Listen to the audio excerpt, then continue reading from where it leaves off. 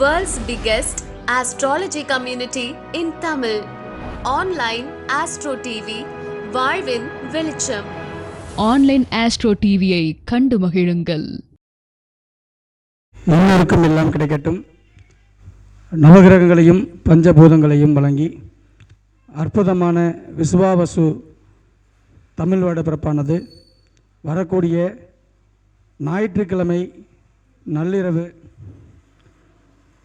3:21 சூரிய பகவான் தனது சித்திரை மாதத்தில் அஸ்வினி நட்சத்திரத்துடைய முதல் பாதத்தில் அடியெடுத்து வைக்கிறார். சித்திரை தினமானது அன்றைய நாள் இனிதே துவங்குகிறது. பொதுவாக இந்த பஞ்சாங்கம் படிக்கிறதும் இந்த பஞ்சாங்கத்தை கேட்பதும் ஒரு மிகப்பெரிய ஒரு பாக்கியம். ஏன்னா தமிழ் ஆண்டுகள் அப்படின்னு சொல்கிறது பார்த்திங்கன்னா மொத்தம் 60 ஆண்டுகள். ஒரு மனிதனுடைய பிறப்பு, அதாவது ஒரு மனிதன் பிறக்கும்போது நாள், நட்சத்திரம், யோகம், திதி, கரணம் இது மீண்டும் அவனுக்கு அந்த மனிதருக்கு திரும்ப கிடைப்பது பார்த்திங்கன்னா 60 வருடங்கள் பூர்த்தி ஆன பிறகு தான். 60 வருடம் பூர்த்தி ஆனதுக்கப்புறம் 61வது வருஷத்தில் சப்தியாப்த பூர்த்தி அப்படின்றது மீண்டும் பிறவி எடுக்கிறான். ஒரு மனிதன் மீண்டும் மறுபடியும் புதிதாக ஒரு பிறவி எடுக்கக்கூடிய நிலை தான் இது சஷ்டி அப்த பூர்த்தி அப்படின்னு சொல்லுவாங்க. அதுக்கு தான் நம்ம 60ஆம் கல்யாணம் அப்படின்ற பேரில் நம்ம மீண்டும் ஒரு முறை திருமணம் செய்யக்கூடிய அந்த வாய்ப்பை உருவாக்குகிறோம். அதில் பார்த்திங்க அப்படின்னா இந்த பஞ்சாங்கத்துடைய நோக்கம் அப்படின்னா என்னென்னா, நம்ம ஒவ்வொருத்தரும் நம்ம வீட்டில் வரவு செலவு கணக்கு போடுவோம். இந்த வருஷம் நமக்கு எவ்வளோ வருமானம் வந்திருக்கு, இந்த மாதம் எவ்வளோ வருமானம் வந்திருக்கு, இந்த வாரம் எவ்வளோ வருமானம் வந்திருக்கு அப்படின்றது. அந்த மாதிரி ஒவ்வொரு ஆண்டுக்கும் ஒரு ராஜா, ஒரு மந்திரி, ஒரு சேனாதிபதி, ஒரு அரக்காதிபதி, ஒரு ரசாதிபதி, ஒரு மேகாதிபதி, ஒரு நிரசாதிபதி அப்படின்ற மாதிரி நிறைய அதிபதிகள் சேர்ந்து அந்த ஆண்டை இயக்குவாங்க. அதை எப்படியெல்லாம் எடுக்கிறதுன்ற விஷயத்த நம்ம ஒவ்வொன்றா பார்ப்போம். இந்த வருஷம் நம்ம எப்படி இருக்க போகுது எல்லாருக்கும் அப்படின்ற விஷயங்களையும் ஏற்கனவே நம்மளுடைய பஞ்சாங்க வித்தகர்கள் இன்றைக்கி நமக்கு நூல்களில் கொடுத்துருக்காங்க. இந்த நூல்கள் எல்லாமே பார்த்திங்க அப்படின்னா நாம் உருவாக்கினது கிடையாது. நம்மளுடைய முன்னோர்கள் பாரம்பரியமாக விட்டு சென்ற ஒரு விஷயத்தை தொடர்ந்து நம்ம பார்த்துட்டு வரோம், பாதுகாத்துட்டு வரோம். அது மட்டும்தான். இதை எதுவுமே நம்ம செய்கிறது கிடையாது.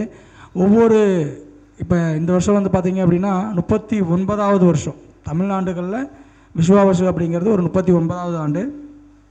இந்த ஆண்டு மீண்டும் 60 வருடம் கழித்து வரும். அன்னைக்கு இருக்கக்கூடிய காலச்சூழ்நிலையும் இன்றைக்கி இருக்கக்கூடிய காலச்சூழ்நிலையும் ஒத்தமைப்பட்டு தான் இருக்கும்.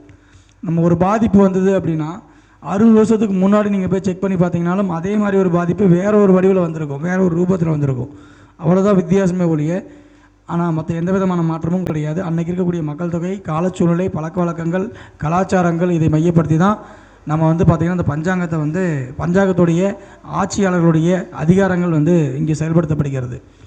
இந்த ஆண்டை பொறுத்தவரையிலும் பார்த்திங்க அப்படின்னா எப்பயுமே ஒரு நாட்டுக்கு ராஜா அப்படிங்கிறது தான் ரொம்ப ரொம்ப முக்கியம். இந்த ஆண்டு பொறுத்தவரையிலும் பார்த்திங்க அப்படின்னா நம்மளுடைய தெலுங்கு வருடப்பிறப்பானது இந்த வருஷம் பார்த்திங்க அப்படின்னா 13/4/2025 ஞாயிற்றுக்கிழமை நள்ளிரவு 3:21 நம்மளுடைய மேசத்தில் சூரியன் நுழைந்தாலும் கூட தெலுங்கு வருடப்பிறத்தின் அடிப்படையில் தான் பார்த்திங்கன்னா ஒரு ராஜாவுடைய ஒரு நாட்டை ஆளக்கூடிய ராஜாவை தீர்மானிக்கக்கூடியது பார்த்திங்க அப்படின்னா எப்படி எடுக்கிறாங்க அப்படின்னா ஒவ்வொரு ஆண்டுக்கும் தெலுங்கு வருடப்பிறப்பத்தை மையப்படுத்தி மட்டும்தான் எடுக்கிறாங்க. அப்போ இந்த வருஷம் பார்த்திங்க அப்படின்னா தெலுங்கு வருடப்பிறப்பானது பார்த்திங்க அப்படின்னா ஞாயிற்றுக்கிழமை வந்திருக்கு. ஸோ அதன் அடிப்படையில் இந்த வருஷத்துடைய ராஜாவாக சூரிய பகவானே ஆட்சி செய்ய வருகிறார். சூரியன்னா யார் அப்படின்னு நமக்கு எல்லாத்துக்குமே தெரியும். ஏற்கனவே நம்ம சொல்லியிருக்கிறோம், ஒரு ஆட்சி அதிகாரம், மிகப்பெரிய தலைமையாக இருக்கக்கூடிய குணம், நிர்வாகக்கூடிய திறமை, ஒரு வீட்டில் இருக்கக்கூடிய தலைமகன், ஒரு நாட்டினுடைய தலைமகன், ஒரு ஊரில் இருக்கக்கூடிய பெரிய மகன், மிகப்பெரிய போஸ்ட்டில் இருக்கிறவங்க, கௌரவமாக இருக்கிறவங்க, பதவி வகிக்கிறவங்க, இவங்க எல்லாருமே பார்த்திங்கன்னா ஆட்சியாளர்கள், ஒரு கவர்மெண்ட் சர்வெண்ட்டு, இவங்க எல்லாமே சூரியன் தான். அப்போ இந்த சூரியனே ராஜாவாக வந்தால் என்ன சார் நடக்கும் அப்படின்னா, நிறைய விஷயங்கள் அரசு முற்போக்கு சிந்தனையுடன், ஓகேங்களா, மத்திய அரசு, மாநில அரசு, மற்ற நாடுகள் இருக்கக்கூடிய அரசுகள் எல்லாமே தன்னுடைய அரசாங்கம் மிகப்பெரிய ஒரு ஆளுமை செய்யணும், மிகப்பெரிய ஒரு பவராக இருக்கணுன்றதுக்காக நிறைய விஷயங்களை தன்னுடைய அதிகார ஏற்ப எல்லைக்குட்பட்டு அதிகமாக செய்வாங்க. ஓகேங்களா. பொதுமக்கள் இங்கே சனியாக எடுத்துக்கணும். ராஜா தான் சூரியன்றதுனால பொதுமக்களை பற்றி இங்கே நினைக்கக்கூடிய வாய்ப்புகள் உருவாகாது. அதுக்கு பதிலாக அவங்களுடைய அதிகாரத்தை செலுத்தக்கூடிய அமைப்பில் தான் இந்த ஆண்டு இருக்க போகுது. ஓகேங்களா, இதுதான் அந்த ராஜா அப்படின்றவுடைய முதல்வருடைய ஒரு தன்மை. இது பார்க்குறதுக்கு முன்னாடி இந்த நமக்கு 39வது வருஷம்னு சொல்லிட்டோம் இல்லையா, அதில் வந்து பார்த்திங்க அப்படின்னா முதல்ல யுகங்கள் 4, அதில் நம்ம வாழக்கூடியது வந்து கலியுகம். கலியுகத்தில் இப்போ நம்ம இந்த வருஷம் வந்து பார்த்திங்க அப்படின்னா 5127 வருஷத்தில் தான் நம்ம ட்ராவல் ஆக போகிறோம். மொத்தம் 4,32,000 வருஷம் கலியுகம். அதில் இது வரைக்கும் என்னதுங்க, கிருஷ்ணர் பிறப்பிற்கு அதாவது இறந்த பிறகு கலியுகம் தோன்றி 5127 வருஷத்தில் இந்த ஆண்டானது, இந்த சித்திரை ஆண்டானது, விஸ்வாவசு ஆண்டானது தொடங்க இருக்கிறது. இன்னைக்கு இதில் வந்து பார்த்திங்கன்னா சாலிவாகனன் அப்படின்ற ஒரு மன்னன் அவர் வாழ்ந்த கதையில் வந்து அவர் இறந்ததுக்கு பிறகு கொண்டு வரக்கூடிய அமைப்பில் வந்து பார்த்திங்க அப்படின்னா 1947 வருஷத்தில் நம்ம வந்து போயிட்டுருக்கோம். அதே மாதிரி கேரள மக்கள் கொண்டாடக்கூடிய கொல்லம் ஆண்டு வந்து 1200 to 1201 போயிட்டுருக்கோம். திருவள்ளுவர் பிறந்ததை மையப்படுத்தி அவருடைய ஆண்டை வந்து 2056 to 57 ஆண்டாக நம்ம இந்த வருஷம் பயணிக்குது. விக்ரம சகாப்தம் அப்படின்ற விக்ரமாதித்தனுடைய ஆண்டாக 2082-83 வருஷத்தில் நம்ம போயிட்டுருக்கிறோம். நம்மளை பொறுத்தவரையிலும் நம்ம வந்து பார்த்திங்க அப்படின்னா விஸ்வாவசு வருடம் அப்படின்ற விஷயங்களில் அதை அப்படியே பண்ணிகிட்ருக்கிறோம். சௌராஷ்டிர விஜயம் அப்படின்ற இவங்க வந்து பார்த்திங்கன்னா சௌராஷ்டிரியர்கள் வந்து பார்த்திங்கன்னா இந்த ஆண்டு 713வது ஆண்டாக அவங்க கொண்டாடிட்டுருக்காங்க. ஸ்ரீ ராமானுஜாப்தம், ராமானுஜர் வாழ்ந்தார் இல்லையா, அவர் வந்து அவருடைய ஆண்டு வந்து 1009 ஆண்டுகள் அப்படின்ற விஷயத்தில் நம்ம போயிட்டுருக்குது.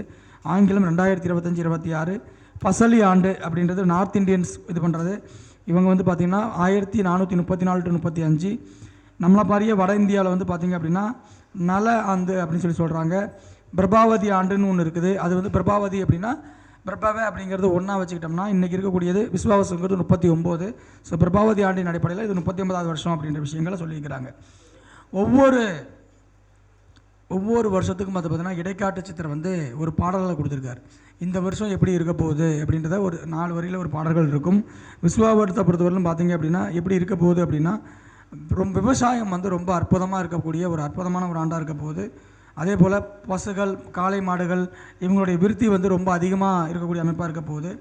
குழந்தைகளுக்கு வந்து அதிகமாக நோய்வாய்ப்படக்கூடிய தன்மை, குழந்தைகளாக இருக்கக்கூடிய நபர்களுக்கு அதிகமாக நோய்வாய்ப்படக்கூடிய தன்மை இந்த உலகம் உண்டு.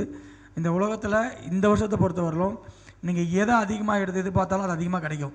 மழையும் அதிகமாக இருக்குது, புயலும் அதிகமாக இருக்குது, காற்றும் அதிகமாக அடிக்கும். ஓகேங்களா, இந்த மாதிரி நம்ம எதை வந்தாலும் அது அதிகமாக வரும், அளவுக்கு அதிகமாக இருக்கும். மழை வந்தால் நல்லாயிருக்கும்னு நினைப்போம், ஆனால் அதிகமான மழை வந்து எல்லாத்தையும் நாசம் பண்ணிடும். ஓகேங்களா, காற்றடிச்சா பரவாயில்ல தான், ஆனால் அதிகமான காற்று வரக்கூடாது. ஸோ இது எல்லாமே இந்த வருஷம் வந்து கொஞ்சம் அதிகமாக தான் இருக்கக்கூடிய அமைப்பு இருக்குது. அதே போல் நிறைய விஷயங்கள் வந்து இந்த மாதிரி புண்ணிய விஷயங்கள் எல்லாம் நிறையா வந்து கோயில்கள் நிறைய கும்பாபிஷேகம் பண்ண போகிறாங்க, நிறையா இருக்க போகிற அமைப்பு இருக்குது. அதே போல் வந்து பார்த்திங்க அப்படின்னா இந்த வருஷம் 50% நல்ல பலன், 50% தீய பலன் அப்படின்ற அடிப்படையில் தான் இந்த வருஷமானது இருக்குது அப்படின்ற விஷயங்களை நம்மளுடைய முன்னோர்கள் தெரிவிச்சிருக்காங்க. அதே போல் இந்த வருஷத்தை பொறுத்தவரை ராஜா யாருன்னு நம்ம பார்த்தோம். அதாவது தெலுங்கு வருடப்பிறப்பத்தின் அடிப்படையில் தான் ராஜாவை கண்டுபிடிக்கிறாங்க. நம்ம ராஜா வந்து பார்த்திங்க அப்படின்னா இந்த வருஷம் ஞாயிற்றுக்கிழமையில் பிறந்ததுனால சூரியனே ராஜா அப்படின்ற விஷயங்களை பண்ணுறான். சூரியன் வந்து பார்த்திங்க அப்படின்னா அப்போ உபநாயகர்களாக குதிரை வடிவில் அவர் எடுத்துக்கிறாரு.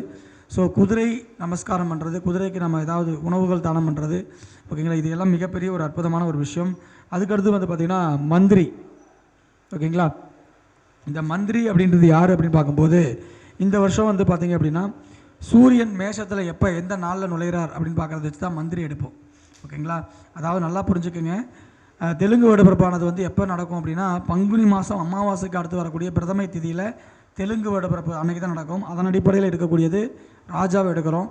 அதுக்கப்புறம் மந்திரி எடுக்கிறது வந்து பார்த்திங்கன்னா சூரியன் மேசராசியில் அஸ்வினி 1ஆம் பாதத்தில் எப்போ நுழைகிறாரோ அந்த நாள் என்ன நாளோ அதுதான் வந்து மந்திரி எடுக்கக்கூடியது. அப்படி பார்க்கும்போது 13ஆம் தேதி இரவு நள்ளிரவு 3:21 மணிக்கு வந்து பார்த்திங்க அப்படின்னா சூரியன் மேசராசியில் நுழைகிறார். ஸோ அதனால் அன்னைக்கும் ஞாயிற்றுக்கிழமையாக வருகிறதுனால ஸோ மந்திரியாகவும் சூரிய பகவானே இந்த வருஷம் வந்து பண்ணுறார். ஸோ ராஜாவாக இருந்தவர் என்ன சார் பண்ணுறாருன்னா நாட்டின் பல இடங்களில் ஆட்சி மாற்றம் ஏற்படும், ஆட்சியாளர்களின் பதவி மாற்றம் ஏற்படும், கோடை காலத்தில் அதிக கோடையும் குளிர்காலத்தில் அதிக குளிரும் மழை காலத்தில் அதிக மழையும் உண்டாகும் அப்படின்ற விஷயத்தை ராஜா சொல்கிறாரு. மந்திரியாக வரக்கூடியதும் சூரிய பகவானே வந்திருக்கிறார். அரசியல் காரணங்களாக நாட்டில் போராட்டங்கள் அதிகரிக்கும், அரசாங்கம் கடுமையான சட்டங்களும் ஏற்றி போராட்டங்களை ஊக்குவிக்கும், போராட்டங்களை அடக்கும். அதே போல் திடீரென்று வரும் அரசியல் போராட்டங்களால் மக்களுக்கு துன்பமும் துயரமும் அதிகரிக்கும் அப்படின்ற விஷயத்தை சொல்லிக்கிறாங்க. பொதுவாக ஒரு வருடத்தில் ராஜாவும் மந்திரியும் ஒருவரே ஆனால் அவ்வருடம் அரசு பகை, அராஜக விருத்தி, சோரபஜம், கொலை, கொள்ளை மிகுதி, அகால மரணம், தொற்றுநோய் பெருக்கம் ஆகியவை ஏற்படும் அப்படிங்கிறத சொல்லியிருக்கிறாங்க. அதே போல் இந்த வருஷம் வந்து பார்த்திங்கன்னா சேனாதிபதியாக யார் வந்திருக்காங்கன்னு பார்க்கும்போது சேனாதிபதியாக சனி பகவான் வந்திருக்கார். சேனாதிபதியை நம்ம எப்படி சார் கண்டுபிடிக்கிறது அப்படின்னு பார்க்கும்போது ஆவணி மாத பிறப்பு, அதாவது ஆவணி மாதம் சூரியன் எப்போ வந்து சிம்மராசியில் நுழையிறாருன்னு பார்க்கணும். அவர் நுழையக்குதி வந்து பார்த்திங்கன்னா சனிக்கிழமை ஆடி 31 சனிக்கிழமை அன்னைக்கு இரவு 1:52 மணிக்கு வந்து பார்த்திங்க அப்படின்னா சேனாதிபதியாக சனிக்கிழமை அன்னைக்கே அவர் வந்து சூரியன் வந்து சிம்மராசிக்கு வர்றதுனால அன்னைக்கு வந்து சனிக்கிழமையாக இருக்கிறதுனால சேனாதிபதியாக இந்த சனி பகவான் வந்து பதவியேற்கிறார். சனி வந்தால் என்ன சார் நடக்கும் அப்படின்னா எள் மற்றும் எண்ணெய் பொருட்கள் மற்றும் கருப்பு தானியங்கள் உற்பத்தி அதிகரிக்கும், புது எந்திரங்கள் விருத்தியடையும், நியாயமான காரணங்களுக்காக பொதுமக்களும் தொழிலாளர்களும் கிளர்ச்சி செய்வார்கள். ஸோ பொதுமக்கள் சேனாதிபதியாக இருக்கிறதுனால பொதுமக்களுடைய கிளர்ச்சிகளும் இந்த வருஷம் வந்து அதிகமாக போராட்டங்கள் மூலியமாக நடக்கும் அப்படின்ற விஷயங்கள் சொல்கிறாங்க. அடுத்தது வந்து பார்த்திங்கன்னா அரக்காதிபதி. சார் அரக்காதிபதிங்கிறது வந்து பார்த்திங்க அப்படின்னா எப்படி சார் கண்டுபிடிக்கிறது அப்படின்னு பார்க்கும்போது ஆனி மாத பிறப்பு, ஆனி மாத பிறப்பின் அடிப்படையில் தான் அரக்காதிபதியை கண்டுபிடிக்க முடியும். ஆனி மாத பிறப்பானது ஞாயிற்றுக்கிழமை, அதாவது ஆனி மாதம் 1 ஞாயிற்றுக்கிழமை காலை 6:44 மணிக்கு பிறக்குது. ஸோ அதனால் வந்து பார்த்திங்க அப்படின்னா அரக்காதிபதியாகவும் சூரிய பகவானே வரார். ஸோ அரக்காதிபதி வந்து பார்த்திங்க அப்படின்னா நாட்டின் அரசாங்கத்தில் நூதன அணுகுமுறையினாலும் வரிவிரிப்பினாலும் ஆடம்பர பொருட்கள் விலை ஏறும். ஓகேங்களா, விலைவாசி வந்து இன்னும் கடுமையாக ஏறும் அப்படின்றாங்க. சில இடங்களில் காலத்தே பெய்யக்கூடிய மழை குறைந்து உணவு தட்டுப்பாடு அதிகரிக்கும்னு சொல்கிறாங்க. ஓகேங்களா, அரக்காதிபதியாக வந்து வரதுனால, சூரியனே வரதுனால. அடுத்தது வந்து பார்த்திங்கன்னா மேகாதிபதியாக, மலைக்கு அதிபதியாக வரக்கூடியது வந்து யாருன்னா இந்த வருஷம் வந்து சூரியனே தான் வரார். ஓகேங்களா, இது எப்படி சார் எடுக்கிறது அப்படின்னா ஆனி மாதத்தில் திருவாதிரை நட்சத்திரத்தில் சூரியன் வரக்கூடிய நேரம். ஆனி மாதத்தில் திருவாதிரை நட்சத்திரத்தில் சூரியன் நுழையக்கூடிய காலம் வந்து பார்த்திங்க அப்படின்னா ஆனி 8 ஞாயிற்றுக்கிழமை வருகிறது. அன்னைக்கு அதிபதி ஞாயிற்றுக்கிழமையாக இருக்கனால அதோடைய அதிபதி சூரியனை நம்ம எடுத்துக்கிறோம். ஸோ மேகாதிபதியாக சூரியனாக வந்துருச்சு அப்படின்னா என்ன ஆகுனா நாட்டின் கிழக்கு பகுதியில் கலிங்க தேசத்தில் மழைவளம் குறைந்து உணவு தட்டுப்பாடு உண்டாகும். இதனால் விலைவாசி உயர்ந்து பொதுமக்கள் கிளர்ச்சி செய்வார்கள். பொதுவாக வந்து பார்த்திங்கன்னா மேகம் அப்படின்னாவே அந்த குளிர்ச்சிக்கு காரகன் இல்லையா? இதே போதுமா? மேகாதிபதியா அப்படின்னு மேகம்னா மழைன்னு அர்த்தம்.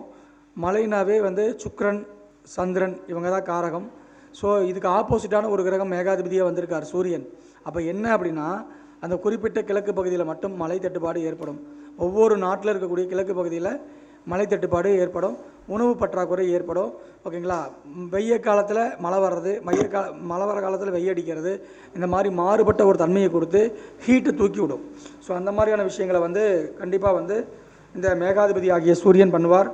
அடுத்து வந்து பார்த்திங்கன்னா சஸ்யாதிபதியாக வந்து புதன் பகவான் இருக்கார். சஸ்யாதிபதி வந்து எப்படி கண்டுபிடிக்கிறதுனா ஆடி மாத பிறப்பை வச்சு தான் சஸ்யாதிபதியை கண்டுபிடிப்பாங்க. ஆனி மாதம் 32 புதன்கிழமை மாலை 5:32 மணிக்கு ஓகேங்களா இந்த அதாவது ஆடி மாத பிறப்பானது நடக்குது. சூரிய பகவான் வந்து பார்த்திங்கன்னா ஆடி மாதம், அதாவது புனர்பூஷம் 4ஆம் மாதத்துக்கு என்ட்ரி ஆகிறாரு. ஸோ சஸ்யாதிபதி இந்த வருஷம் வந்து புதனாக வந்திருக்கிறதுனால ஆனி மாதம் அதிக காற்றினால் வாழை மரங்கள் சேதமடையும் சொல்கிறாங்க. புயல் காற்றினால் பயிர்கள் நாசமாகும் சொல்கிறாங்க. அதே மாதிரி அதிக காற்றினால் மழை வளம் வீணாகும் சொல்கிறாங்க. ஒரு காற்று வந்து ஒரு மலை இழுத்துட்டு போயிடும் சொல்கிறோம் இல்லையா, அந்த மாதிரியான விஷயங்கள் வந்து இந்த தடவை வந்து அதிகமாக நடக்குது அப்படின்ற விஷயங்கள் சொல்கிறாங்க. அடுத்தது ரசாதிபதி. ஓகேங்களா, ரசாதிபதியை பொறுத்தவரைக்கும் பார்த்தீங்க அப்படின்னா இந்த வருஷம் சுக்கிரன் வந்திருக்கிறாரு. ஐப்பசி மாதம் சூரியன் நுழையக்கூடிய நேரம் அப்படின்னு பார்க்கும்போது புரட்டாசி 31 வெள்ளிக்கிழமை அன்னைக்கு மத்தியானம் 1:46 வந்து வெள்ளிக்கிழமை அன்னைக்கு வரார். சூரியன் வந்து ஐப்பசியில் நுழைகிறார். ஸோ அதனால் வந்து பார்த்திங்க அப்படின்னா ரசாதிபதியாக சுக்கிரன் வரார். நாட்டில் மத்திய பகுதியிலும் தென்பகுதியிலும் தேவையான அளவு நல்ல மழை பொழிந்து இனிப்பு சம்பந்தப்பட்ட பயிர்கள் நல்ல விளைச்சலை தரும், சகலவிதமான திரவ பொருட்களின் உற்பத்தி அதிகரிக்கும் அப்படின்னு சொல்கிறாங்க. அடுத்தது வந்து பார்த்திங்கன்னா நிரசாதிபதியாக புதன் பகவானை மீண்டும் வரார். நிரசாதிபதியை வந்து எப்படி சார் கண்டுபிடிக்கிறது அப்படின்னா தை மாதம் சூரியனுடைய பிறப்பு, தை மாதத்துடைய பிறப்பு, சூரியன் தை மாதத்தில் உள்ளக்கூடிய நேரம் எப்போ நுழைகிறாருன்னா மாடுகளின் 30 புதன்கிழமை மத்தியானம் 3:07 வந்து அப்போவே வந்து தை 1 வந்து பிறந்துருது. ஓகேங்களா, ஸோ இது வந்து பார்த்திங்க அப்படின்னா இதுக்கு அதிபதியாக வர்றது வந்து பார்த்திங்கன்னா புதன் பகவானே வந்திருக்கிறார் புதன்கிழமை வந்ததுனால. ஸோ மரகதனுடைய பயன்பாடு அதிகரிக்கும். அதே போல் புதன் வந்துட்டாவே என்ன ஆகும் அப்படின்னா புதன் தான் நடிகர்கள், புதன் தான் வந்து பார்த்திங்க அப்படின்னா இன்றைக்கி இருக்கக்கூடிய எல்லா விதமான செயல்பாடுகளுக்கும் அவர் தான் காரகம். ஓகேங்களா, படிப்பு ஆகட்டும், ஓகே, கல்வியிலுடைய முயற்சிகள் அடுத்த லெவலுக்கு போகிறது, குழந்தைகளுடைய வளர்ச்சி, பேங்க் சார்ந்த விஷயங்கள், அதே போல் வந்து பார்த்திங்கன்னா அறிவு சார்ந்த விஷயங்கள், தகவல் தொடர்பு சார்ந்த விஷயங்கள், பேங்கு, டாக்குமெண்ட்டு, ஓகேங்களா, எழுத்து சார்ந்த விஷயங்கள், புத்தகம் சார்ந்த விஷயங்கள். ஸோ இது எல்லாமே அதோடைய தன்மை எல்லாம் இந்த வருஷம் வந்து மிக அளவில் வந்து புது புது கண்டுபிடிப்புகள் வரப்போகுது. மிகப்பெரிய அளவில் வந்து ஏன்னா குரு பகவான் பொதுவாக வந்து இந்த வருஷத்தில் மிதுனத்துக்கு போகிறார்.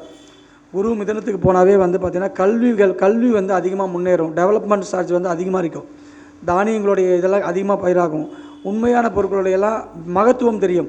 நம்ம வந்து சொல்லுவோம் இல்லையா, அந்த காலத்தில் நம்ம தாத்தா பாட்டியெல்லாம் கூழ் சாப்பிட்டாங்க, கஞ்சி சாப்பிட்டாங்க, களி சாப்பிட்டாங்க, இந்த மாதிரி சொல்கிறோம் இல்லையா, அதோடைய பயன்பாடுகள் அதோடைய வளர்ச்சி இந்த வருஷம் அதிகமாக இருக்க போகுது.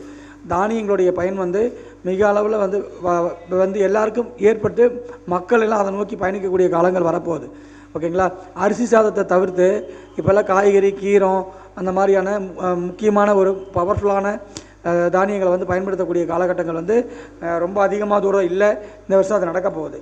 அதே தானியாதிபதியாக இந்த வருஷம் வந்து பார்த்திங்க அப்படின்னா நிர்சாதிபதியாக புதன் வந்ததுனால இந்த வருஷம் இன்னும் பண்ண போகிறாங்கன்னா தங்கம் நவரத்ன வியாபாரம் வந்து ரொம்ப அதிகமாக இருக்க போகுது. விலையும் இதாக போகுது, அதிகமாகவும் இருக்க போகுது. விவசாயிகளை பொறுத்தவரை இந்த வருஷம் நல்ல வருமானம் இருக்கும். ஓகேங்களா, அதில் ஒன்றும் மாற்று கருத்து கிடையாது. தானியாதிபதியாக சந்திரன் வந்திருக்கிறார். பொதுவாக ஒரு ஊரில் தானியங்கிறதுக்கு காரகமே வந்து பார்த்திங்கன்னா சந்திரன் தான். ஸோ உணவுக்கு காரகன் சந்திரனாக வந்து அவரே அந்த வருஷத்துக்கு அதிபதியாக வந்துட்டார்னா கண்டிப்பாக வந்து பார்த்திங்கன்னா மழை வளம் அதிகமாக இருக்கும். ஸோ நாட்டில் மழை வளம் நல்லாயிருக்கும், விவசாயத்துறை நல்லாயிருக்கும், விவசாயிகளுக்கு நல்ல அரசாங்கம் நல்ல ஸ்கீம் கொடுப்பாங்க, அதனால் ஒரு மிகப்பெரிய வளர்ச்சி இருக்கும். அரிசி உட்பட்ட நவதானியங்கள் வந்து நல்ல விளைச்சலை பெறும். அந்த மாதிரியான விஷயங்கள் இருக்கிறாங்க. அதே போல் வந்து பார்த்திங்கன்னா தானியத்துக்கு தானியாதிபதியாக சந்திரன் வந்திருக்கார். இதை எப்படி சார் நம்ம கண்டுபிடிக்கிறது அப்படின்னா, மார்கழி மாத பிறப்பு அவள் எப்படி வருதுன்னு பார்க்கணும். மார்கழி மாதம் சூரியனுடைய நுழைவுன்னு பார்க்கும்போது கார்த்திகை 29ஆம் தேதி திங்கட்கிழமை அன்னைக்கு அதிகாலை 4:20 வந்து சூரியன் வந்து அதாவது மார்கழி மாதம் தனுசுக்கு என்ட்ரி ஆகிறாரு. அதனால் வந்து அன்றைய நாள் தான் திங்கக்கிழமையாக வருது. அதனால் அதை வச்சு நம்ம வந்து என்ன பண்ணுறோம், தானியாதிபதியை கண்டுபிடிச்சிடுறோம். ஸோ இந்த வருஷம் பொறுத்தவரை பசுநாயகராக வந்து பலதேவர் வந்திருக்காரு. இதுதான் இந்த வருஷத்துடைய அமைப்பு. மேலும் வந்து பார்த்திங்க அப்படின்னா இந்த வருஷத்தில் என்னென்ன ராசிகளுக்கு என்னென்ன மாதிரியான ஆதாயம் விரயம் இருக்குது அப்படின்னு நம்ம பார்க்கணும். பொதுவாக வந்து மேச ராசி, விருச்சக ராசி, இந்த 2 ராசியில் பிறந்தவங்களுக்கு இந்த வருஷம் 2 ஆதாயம் தான் இருக்குது, 14 விரயம் இருக்குது. ஸோ விரய செலவு பண்ணுறதுக்கு தயாராகிக்கிங்க. அடுத்தது வந்து ரிஷபராசி, துலாம் ராசி, இந்த 2 ராசியில் பிறந்தவங்களுக்கு 11 ஆதாயம் 5 விரயம். ஓகேங்களா, அந்த அளவுக்கு இருக்குது. மிதுன ராசி, கன்னி ராசியில் பிறந்தவங்களுக்கு 14 ஆதாயம் 2 தான் விரயம். கடகராசியில் பிறந்தவங்களுக்கு 14 ஆதாயம் 8 விரயம். சிம்ம ராசியில் பிறந்தவங்களுக்கு 11 ஆதாயம் 11மே விரயம். தனுசு ராசி, மீன ராசியில் பிறந்தவங்களுக்கு 5 ஆதாயம் 5 விரயம். மகர ராசி, கும்பராசியில் பிறந்தவங்களுக்கு 8 ஆதாயம் 14 விரயம். அதே போல் ஆரோக்கிய வகையில் வந்து யார் வந்து ரொம்ப அக்கறை செலுத்தணும்னு பார்க்கும்போது ஆரோக்கியத்தில் இருந்து ரிஷபராசிக்காரங்களும் துலாம் ராசிக்காரங்களும் ரொம்ப அக்கறை செலுத்தணும். ஓகேங்களா, இதுதான் இவங்களுக்கு அந்த இடத்துல இருக்குது.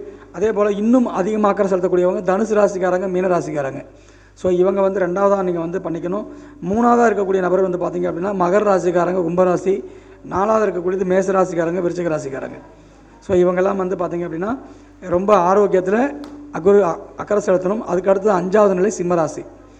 ஓகேங்களா, ஸோ இவங்கெல்லாம் வந்து பண்ணிக்கணும். அதே போல் இந்த வருஷத்தை பொறுத்தவரையிலும் யாருக்கு சுகம் அதிகமாக இருக்கும், யாருக்கு துக்கம் அதிகமாக இருக்கும் அப்படின்னு பார்க்கும்போது சுகத்தை பொறுத்தவரையிலும் மேசம், விருச்சகம் 6 சுகத்தை பெறுது, துக்கத்தை 7 துக்கமாக பெறுது. ரிஷபம், துலாம் ஒரே ஒரு சுகம் 6 துக்கம். மிதுனம், கன்னி 4 சுகம் பெறப்போகிறது, 1 துக்கம் பெறப்படுகிறது. கடகம் 4 சுகம் 1 துக்கம். சிம்மம் 4 சிம்மம் வந்து பார்த்திங்கன்னா 3 சுகம் 5 துக்கம். அதே போல் வந்து மிதுனம், கன்னி 4 சுகம் 1 துக்கம். தனுசு, மீனம் 5 சுகம் 4 துக்கம். மகரம், கும்பம் 2 சுகம் 2 துக்கம். இந்த மாதிரியான அமைப்பில் தான் இந்த வருஷம் இருக்க போகுது. ஸோ இந்த வருஷத்தை பொறுத்தவரைக்கும் பார்த்திங்க அப்படின்னா சூரியன் ராஜாவாக வரதுனால நல்லா வந்து மழை பெய்யும் அப்படின்றாங்க. 100 போஜனை நீளமும் 100 யோஜனை அகலமும் 100 யோஜனை ஆழமும் கொண்ட ஒரு மரக்கால் ஆகும். இது போன்று ஒரு மரக்கால் மழை பொழிந்து இதில் 5ல் 1 பங்கு மழை பூமியிலும் 10ல் 3 பங்கு மலைகளிலும் காடுகளில் அரை பங்கு மழையும் சமுத்திரத்தில் பொழியும் சொல்லி போட்டிருக்காங்க. அற்புதமாக இருக்க போகுது.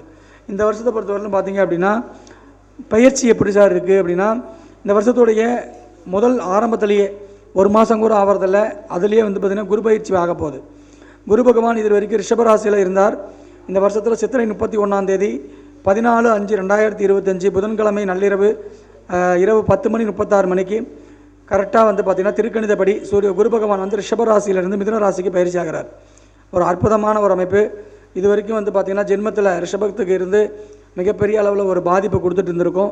இப்போ ரிஷபராசிக்காரங்களுக்கு ஜென்ம குரு விலகிறதுனால மிகப்பெரிய ஒரு பாக்கியம் உருவாக போதும். ஆனால் இந்த தன்மை யாருக்கு வருதுன்னா மிதுன ராசிக்காரங்களுக்கு வந்துருச்சு. ஸோ மிதுன ராசியில் பிறந்தவர்களுக்கு ஜென்ம குரு வரதுனால ஓகேங்களா, கொஞ்சம் நிதானம் பொறுமை அவசியம்.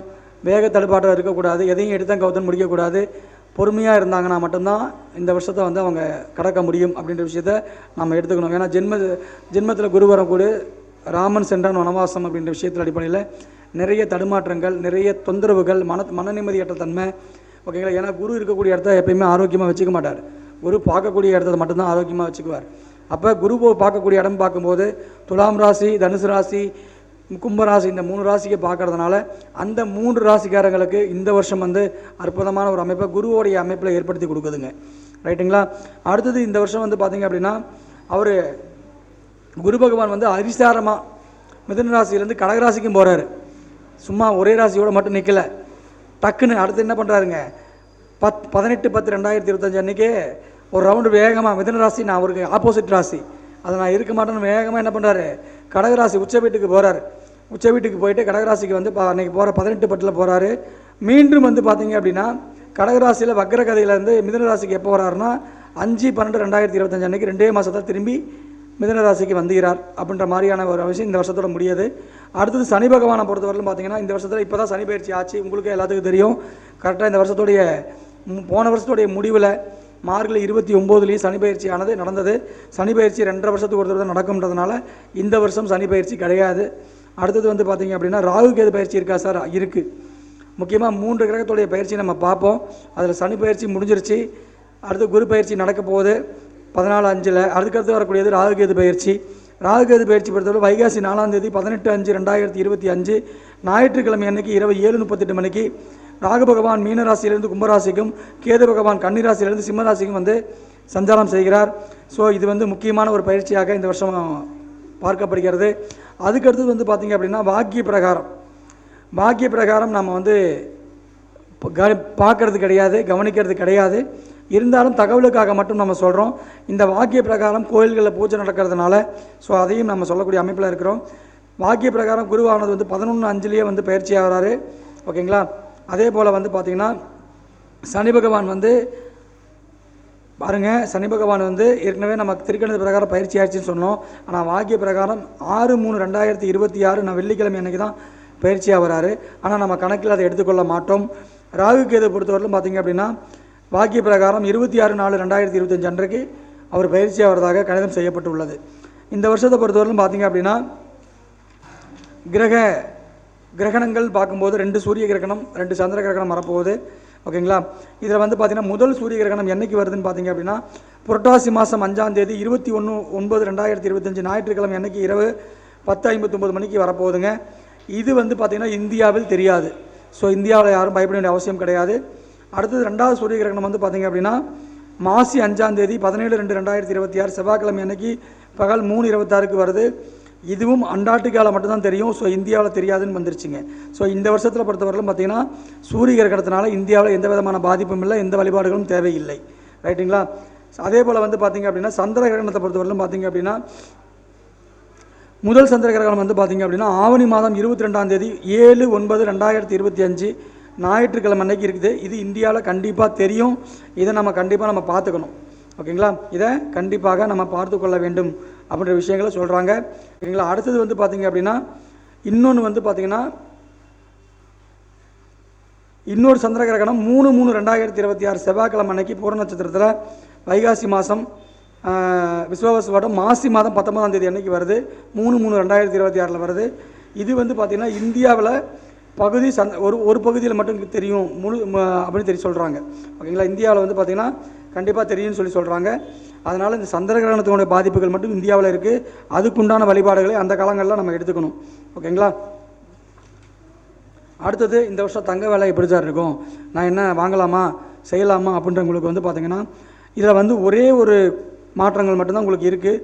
என்னென்னா இந்த வருஷத்துலேயே வந்து புரட்டாசி மாதம் முதல் ஐப்பசி மாதம் வரைக்கும், புரட்டாசி 21 ஐப்பசி 10 வரைக்கும் அந்த குறிப்பிட்ட அந்த டைமில் மட்டும்தான் தங்கத்தோட விலை கொஞ்சம் கம்மியாக இருக்கும். மற்ற நேரங்கள்லாம் ஏறும் மறுபடியும் இறங்கும், மறுபடியும் ஏறும் மறுபடியும் இறங்கும், பெரிய அளவுக்கு வித்தியாசம் இருக்காது. ஒரு பெரிய ஒரு வித்தியாசம் ஒரு 2000 3000 டு 5000 வரைக்கும் இறங்கணுன்னா இந்த புரட்டாசியிலேருந்து அந்த புரட்டாசி 21 டு ஐப்பசி 10க்குள்ளே இருக்கும் அந்த காலகட்டங்களில் பயன்படுத்தி கொள்ளலாம். ஓகேங்களா. ஷேர் மார்க்கெட்டை பொறுத்தவரையிலும் இந்த வருஷம் வந்து நிறைய பேர் ஏமாறக்கூடிய அமைப்பு தான் இருக்கும். கொஞ்சம் உஷாராக தான் நம்ம பார்த்துக்கணும். ஓகேங்களா.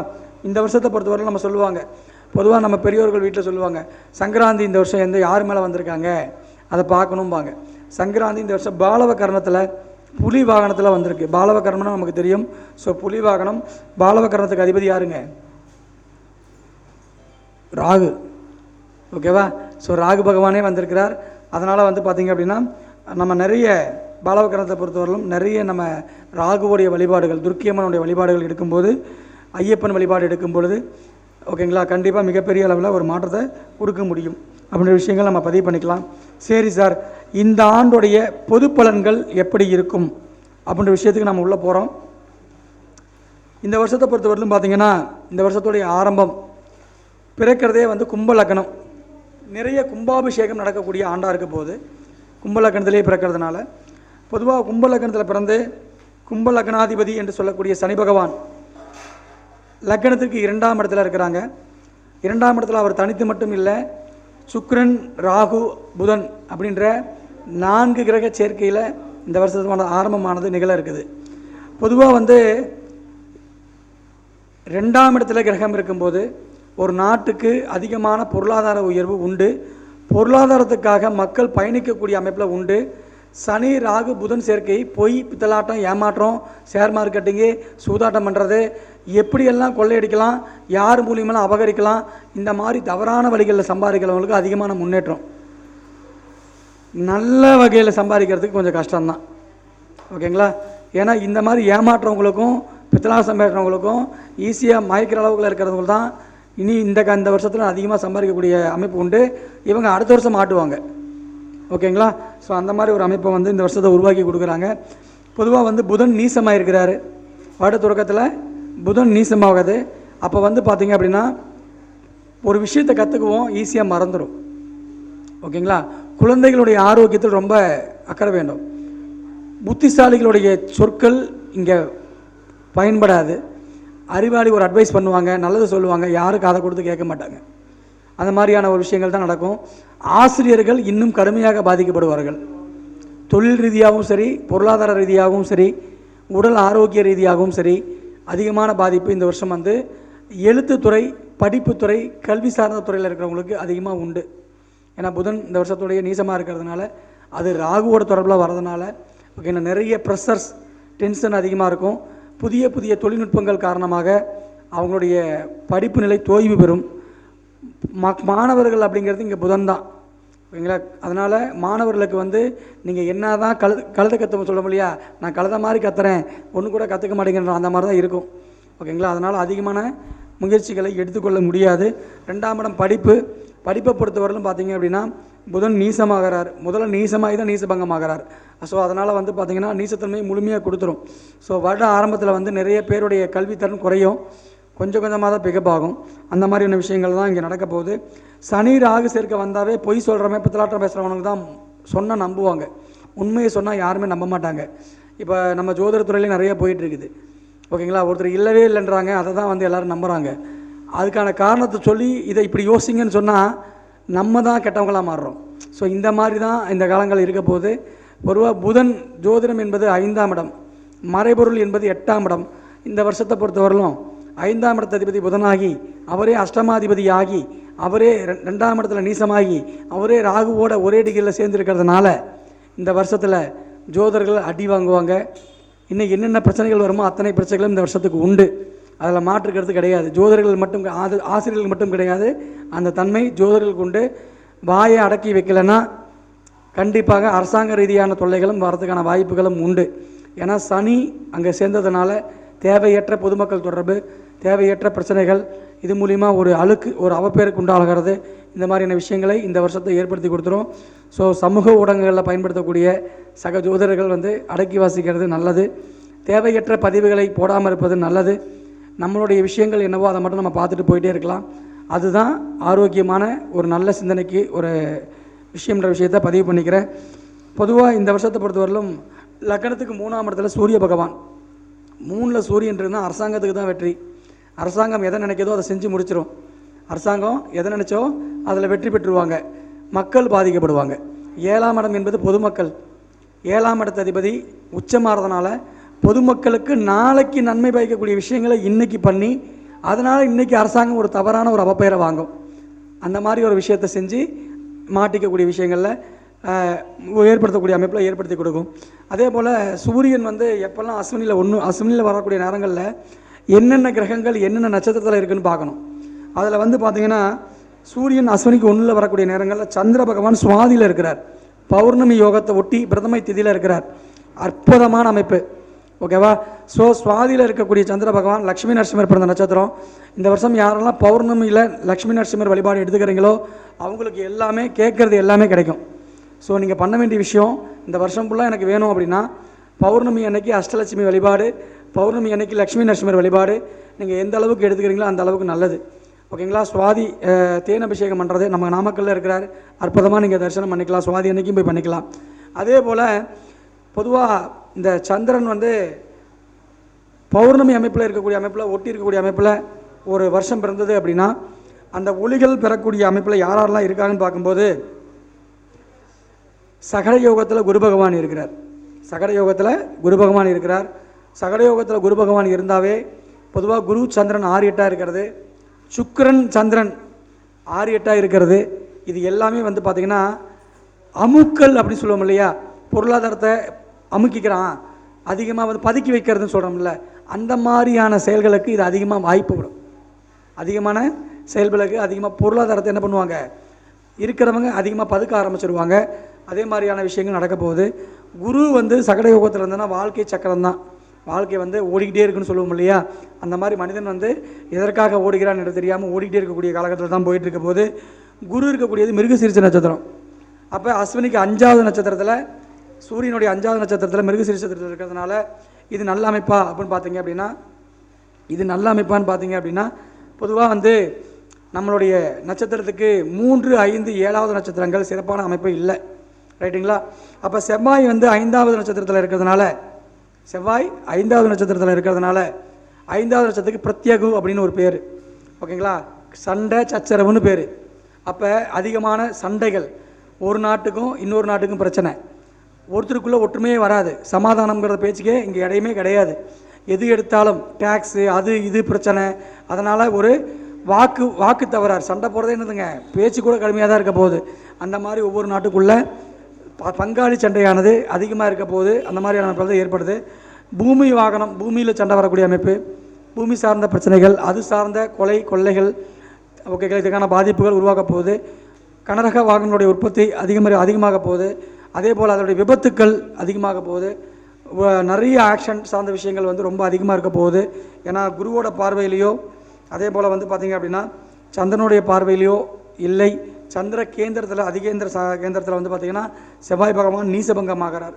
ஸோ 3ஆம் அதிபதி நீசபங்கமாகக்கூடிய அமைப்பு இருந்தாலும் 3ஆம் இடம் என்பது முயற்சி ஸ்தானம். ஸோ பொதுமக்கள், அதே மாதிரி இளைய தலைமுறையினர், விளையாட்டு வீரர்கள், இவங்களுக்கெல்லாம் கடுமையான போராட்டம், அதன் பிறகு தான் வெற்றி கிடைக்கும். எடுத்தோடனே வெற்றியான கிடைக்கிறதுக்கான வாய்ப்புகள் உள்ள. பொதுவாக இந்த வருஷத்தில் முருகன் பெயர் கொண்டவர்கள் செவ்வாய் அம்சம் உடையவர்கள், மேஷ லக்னம், மேஷராசி, விருச்சக லக்னம், விருச்சக ராசி, இவர்களெல்லாம் கொஞ்சம் போராடக்கூடிய அமைப்பு உண்டு. ரத்தம் சார்ந்த விஷயங்கள், ப்ரெஷரு, உடல் நடுக்கம், உடல் சோர்வு, ஓகேங்களா, இந்த மாதிரியான விஷயங்கள்லாம் அதிகரிக்கான வாய்ப்புகள் உண்டு. மிருக சீர்ஷம் சித்திரை அவிட்ட நட்சத்திரத்தில் பிறந்தவங்களும் கொஞ்சம் கேர்ஃபுல்லாக இருக்கணும். ஓகேங்களா? ஜனகால ஜாதகத்தில் யாருக்கெல்லாம் செவ்வாய் நீசமாக இருக்குதோ அவங்க, மேஷம் சிம்ம வீட்டில், மேஷம் விருச்சக வீட்டில் செவ்வாய் இருக்கிறவங்களும் ஜாக்கிரதையாக இருக்கக்கூடிய அற்புதமான ஒரு காலங்கள் தான் இது. ஸோ நீங்கள் பண்ண வேண்டியது எப்பயுமே கந்தசஷ்டி கவசம், முருகன் வழிபாடு, சமூக கவசத்தை எடுத்துக்கணும். அடிக்கடி மலை மேல் இருக்கக்கூடிய முருகனை தரிசித்து கொள்ள வேண்டும். இதுதான் உங்களுக்கான அற்புதமான ஒரு விஷயம். முருகனுக்கு இளநீர் அபிஷேகம் பண்ணுவது மிகப்பெரிய அற்புதமான ஒரு வரலாற்று சிறப்புமிக்க வெற்றி பரிகாரமாக இருக்க போகுது இந்த வருஷம். அடுத்தது வந்து பார்த்திங்கன்னா உங்கள் லக்னத்துக்கு 2ஆம் இடத்தில் இருக்கக்கூடிய புதன் உத்திரட்டாதி நட்சத்திரத்தில் இருக்கிறார்.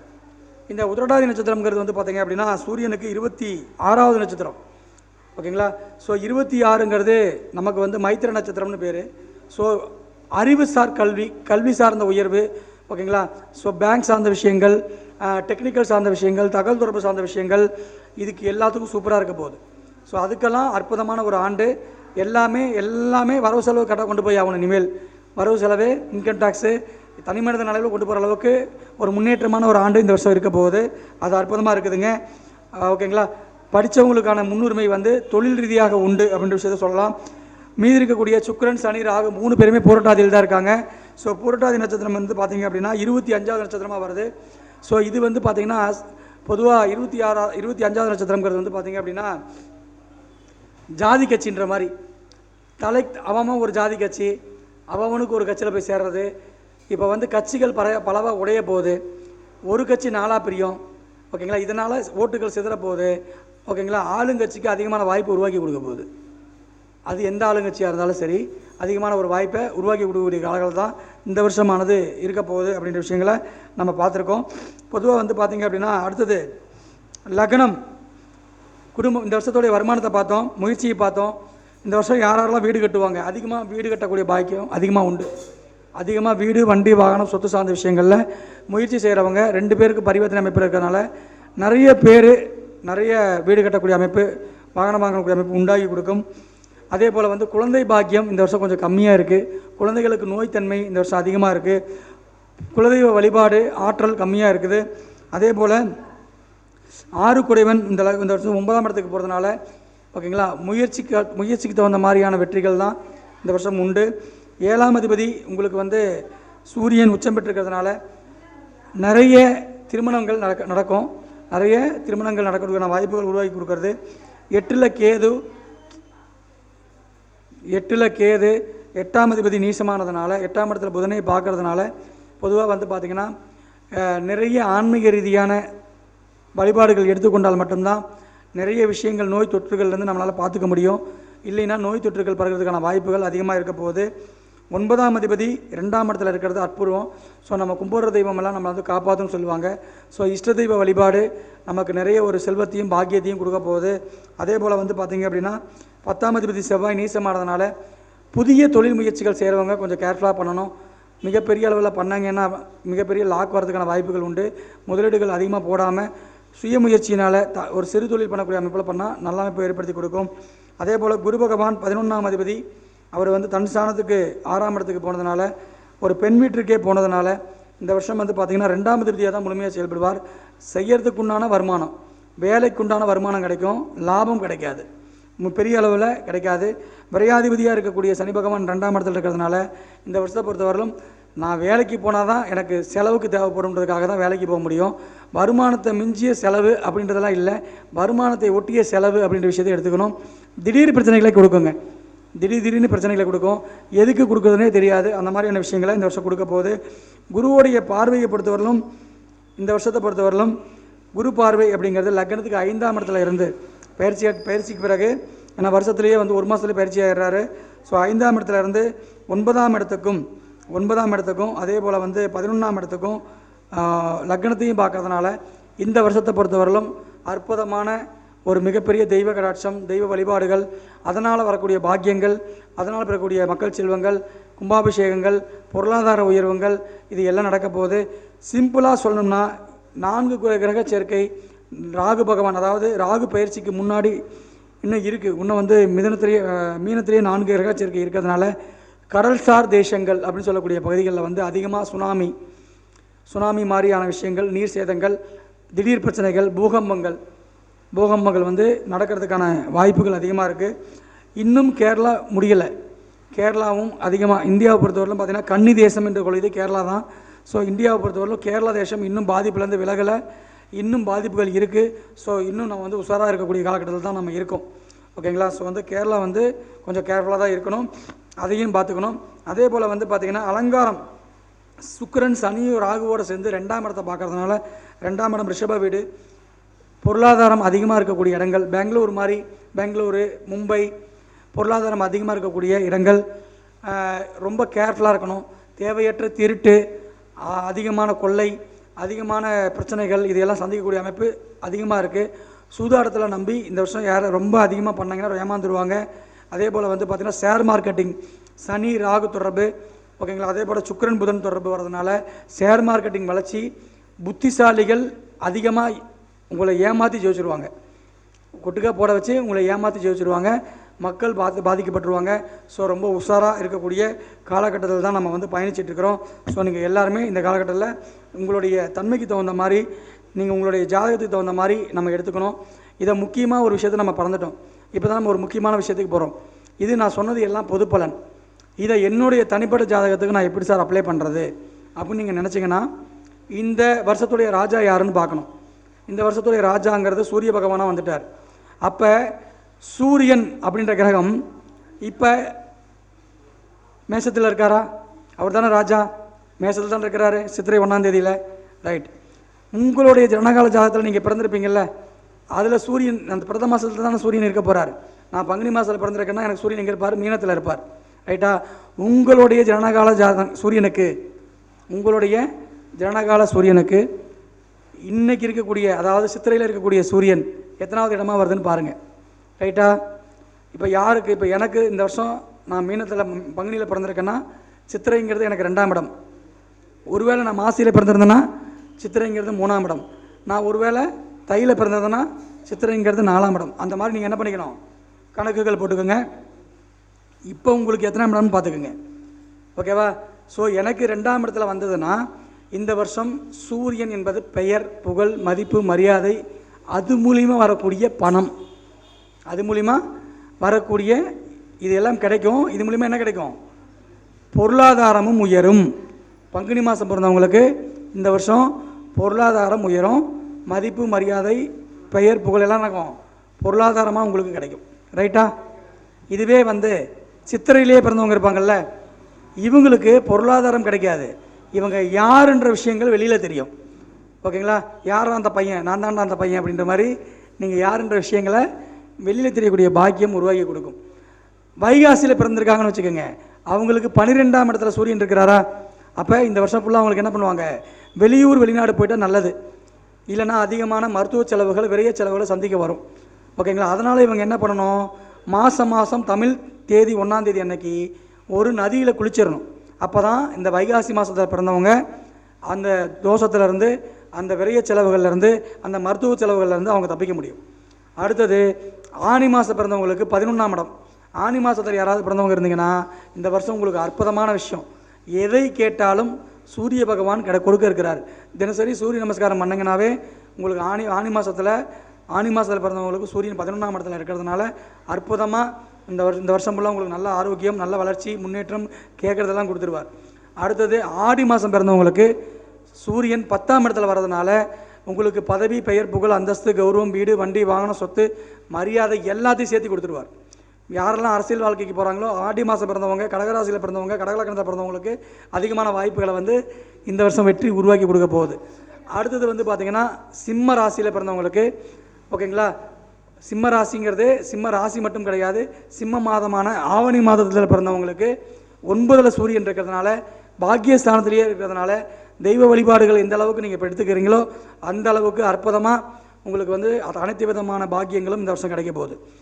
அதே போல் யார் எல்லாம் புரட்டாசியில் பிறந்தீங்களோ உங்களுக்கு 8ஆம் இடத்துல சூரியன் இருக்கிறதுனால வீண் விவாதங்கள், வம்பு சண்டைகள், கோர்ட்டு கேஸு, வம்பு வழக்கு, தேவையற்ற பிரச்சனை, யாரோ ஒரு பிரச்சனை மேலே நம்ம மேலே மாட்டிக்கிறது, வீண் சண்டை அப்படின்னு வரதுனால தயவு செய்து நீங்கள் எல்லா இடங்கள்லையும் பொறுமையாக இருங்க. நீங்கள் பண்ண வேண்டியது என்னென்னா, ஞாயிற்றுக்கிழமை பைரவர் வழிபாடு. ஞாயிற்றுக்கிழமை எந்த அளவுக்கு பைரவர் வழிபாடு எடுத்துக்கிறீங்களோ அந்த அளவுக்கு உங்களுக்கு அதிலேருந்து நீங்கள் வெளிப்படலாம், ஓகேங்களா. அதுதான் அதுக்கான வழி, வேறு வழி கிடையாது. அதே போல் வந்து பார்த்திங்க அப்படின்னா ஐப்பசியில் பிறந்தவங்க நேர் 7ஆம் இடத்துல சூரியன். ஐப்பசியில் பிறந்தவங்களுக்கு இந்த வருஷம் அவங்களுக்கு துணையால் அதிகமாக வந்து அதிகாரம் பண்ணப்படுவார்கள். ஐப்பசியில் நீங்கள் பிறந்தவங்களாக இருந்தீங்கன்னா உங்கள் கணவன் அல்லது மனைவி உங்களை ரொம்ப ரொம்ப கண்ட்ரோல் பண்ணுவாங்க, அதிகாரம் பண்ணுவாங்க, வேலை வாங்குவாங்க, ஆணையிடுவார்கள். ஓகேங்களா? நீங்கள் விட்டு ஒத்துழைப்பு கொடுத்துட்டு போயிட்டே இருக்க வேண்டியதான். சமுதாயம் உங்களை அடக்கியாலும் நீங்கள் அடங்கி போகணும். இதுதான் விஷயம். அடுத்தது யாரெல்லாம் கார்த்திகையில் பிறந்திருக்கீங்களோ இவங்க கொஞ்சம் உஷாராக இருங்க. தேவையற்ற பிரச்சனை, தேவையற்ற கடன், தேவையற்ற சிறு விபத்துகள், தேவையில்லாத வம்புகள், போலீஸ் ஸ்டேஷன் போகக்கூடிய அமைப்பு, இதெல்லாம் ஏற்படக்கூடிய அமைப்பு உண்டு. கார்த்திகை மாதம் பிறந்தவங்க இதிலேருந்து தப்பிக்கிறதுக்கு நீங்கள் பண்ணக்கூடியது, வாலின்றாவே போலீஸ் ஸ்டேஷன் பக்கத்தில் இருக்கக்கூடிய ஒரு விநாயகர் கோவில், கோர்ட்டுக்கு பக்கத்தில் இருக்கக்கூடிய ஒரு விநாயகர் கோவில், இந்த கோவிலுக்கெல்லாம் நீங்களே போய் சாமி கும்பிட்டு வந்துடுங்க. அப்படி முடியாது சார் அப்படின்றவங்க, ஓகேங்களா, சம்ஹாரமூர்த்தி, ஓகேங்களா, நம்ம திருச்செந்தூர் போனீங்கன்னா பின்னால் சம்ஹாரமூர்த்தி இருப்பார். ஸோ சம்ஹாரமூர்த்தி அபிஷேகம் பார்க்குறது, ஞாயிற்றுக்கிழமை நாளில் பார்க்குறது, செவ்வாய்க்கிழமை நாளில் பார்க்குறது மிகப்பெரிய விசேஷம். அதை பண்ணிக்கோங்க. அடுத்தது தனுசு மாதத்தில், மார்கழி மாதத்தில் பிறந்தவங்களாக இருந்தீங்கன்னா உங்களுக்கு 5ல் சூரியன்றது. அப்போ அற்புதமான ஒரு அமைப்பு. இந்த வருஷம் ஃபுல்லாக உங்களுக்கு பாக்கியாதிபதி 5ஆம் இடத்துல இருக்கிறதுனால நல்ல சிந்தனை, நல்ல ஆரோக்கியம், நல்ல செயல்பாடு, நல்ல விருத்தி, நல்ல டெவலப்மெண்ட், நல்ல பூர்வீகம் எல்லாமே கிடைக்கும். ஸோ எல்லாத்துக்குமே எல்லாத்தோட நல்லா இருக்கிறது தனுசு மாதமான மார்கழியில் பிறந்தவங்களுக்கும், அதே போல் தனுசு ராசியில் பிறந்தவங்களுக்கும், தனுசு லக்னத்தில் பிறந்தவங்களுக்கும் தான். அதே போல் அடுத்தது தை மாதம், யாரெல்லாம் தை மாதம் பிறந்திருக்கீங்களோ அவங்களுக்கு 4ஆம் இடத்துல உங்களுக்கு சூரியன் வர்றதுனால, அஷ்டமாதிபதி 4ஆம் இடத்துல வர்றதுனால தேவையற்ற பழக்க வழக்கங்களுக்கு போகாதீங்க. புதிதாக ஒரு விஷயத்தை ஆக்டிவேட் பண்ணாதீங்க. உடல் ஆரோக்கியத்தை ரொம்ப கேர்ஃபுல்லாக பார்த்துக்கங்க. வீடு, வண்டி, வாகனம், சொத்து சார்ந்த விஷயங்களில் அகலக்கால் வைக்காதீங்க.